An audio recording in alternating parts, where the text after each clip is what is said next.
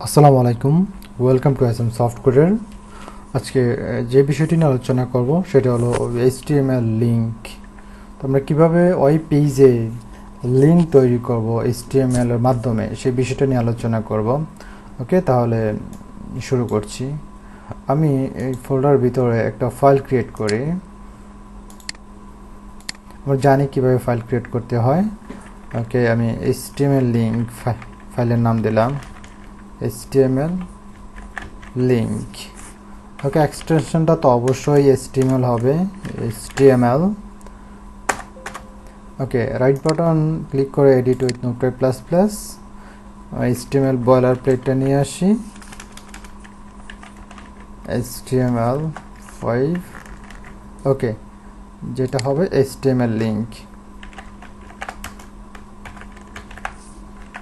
ওকে, আমি প্রথমে একটা লিঙ্ক ক্রিয়েট করব। লিঙ্কটা হচ্ছে লাইক আমি ধরুন একটা ওয়েব পেজ থেকে অন্য একটা ওয়েবসাইটে যাব বা অন্য একটা পেজে যাব, জাস্ট এই কারণে লিঙ্ক ক্রিয়েট করতে হয়। ওকে, আমি লাইক গুগলে যাব, আমি এই পেজ থেকে আমি গুগলের ওয়েবসাইটে চলে যাব।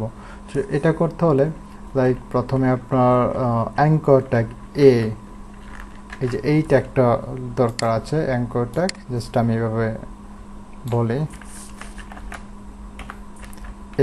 ওকে, এটা আপনার ক্লোজ করতে হবে। ওকে, এখন অ্যাট্রিবিউট হিসেবে দিতে হবে HREF। এটা হচ্ছে অ্যাট্রিবিউট, ইকুয়াল দিয়ে তারপর ডাবল কোটেশনের মধ্যে আপনি জাস্ট লিখবেন HTTPS। ওকে, কলন। এটা জাস্ট একটা ওয়েবসাইটের লিঙ্ক করা। হ্যাঁ, একটা ওয়েবসাইট থেকে অন্য একটা পেজ থেকে অন্য একটা ওয়েবসাইটে যাবেন, আপনি যেই ওয়েবসাইটে যাবেন ওই ওয়েবসাইটের নামটা এখানে দিতে হবে। জাস্ট মেইন কাজটা হচ্ছে এই যে HREF।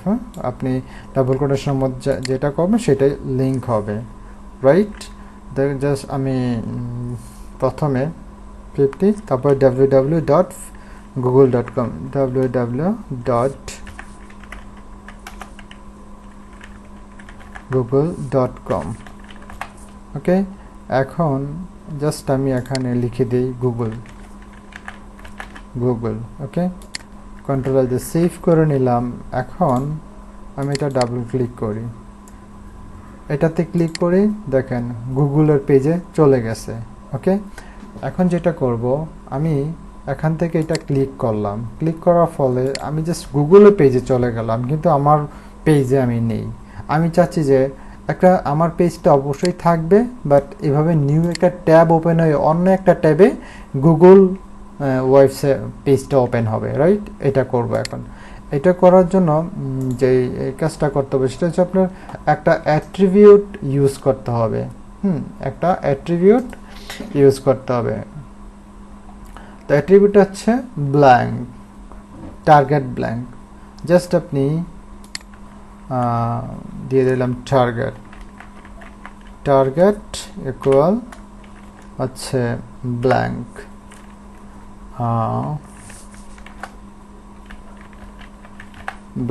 কন্ট্রোল সেভ করলাম। না, আমি রিলোড দেই। ওকে, এই যে দেখেন একটা নতুন ট্যাব ওপেন হলো, এখানে গুগল পেজে চলে আসলাম বা গুগল ওয়েবসাইটে চলে আসলাম। শুধু যে আমরা একটা ওয়েবসাইটে যাইতে পারি এরকম কিছু না। ধরুন আপনার ওয়েবসাইটে তো অনেকগুলো পেজ থাকতে পারে, আপনি একটা পেজ থেকে অন্য একটা পেজে যাবেন, তাহলে এটা কিভাবে করবেন? ওকে, লাইক আমি এখানে একটা পেজ ক্রিয়েট করি, রাইট বাটন ক্লিক করে আর একটা HTML পেজ ক্রিয়েট করি, লাইক দিলাম হচ্ছে ডেমো ডট HTML।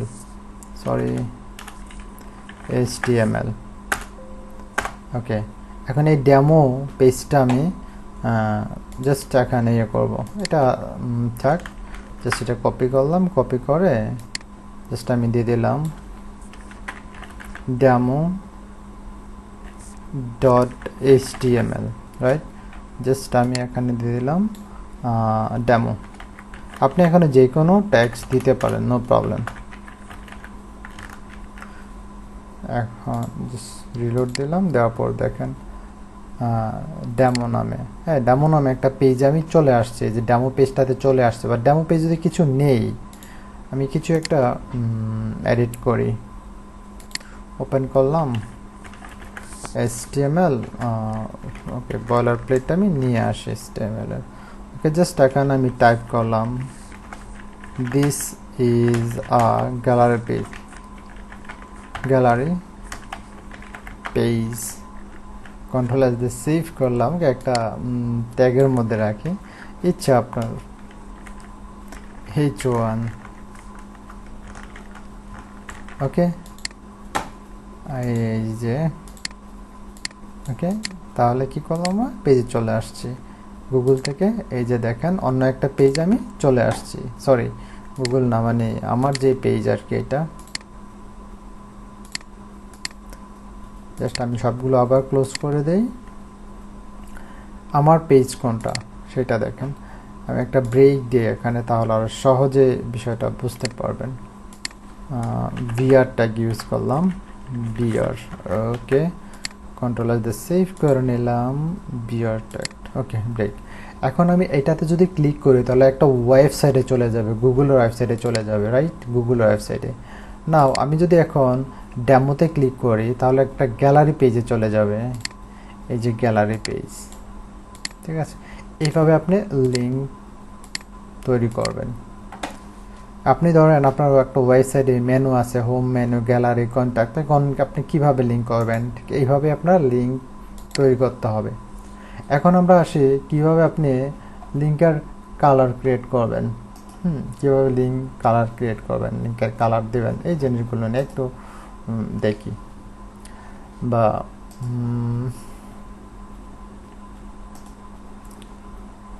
আমরা একটা সিম্পল, আচ্ছা এরপরে এটা নিয়ে একটু আলোচনা করব, যে লিঙ্ক বাটন একটা তৈরি করব। হ্যাঁ ওকে, তো আজকের মতো এখানে শেষ, আল্লাহ হাফেজ।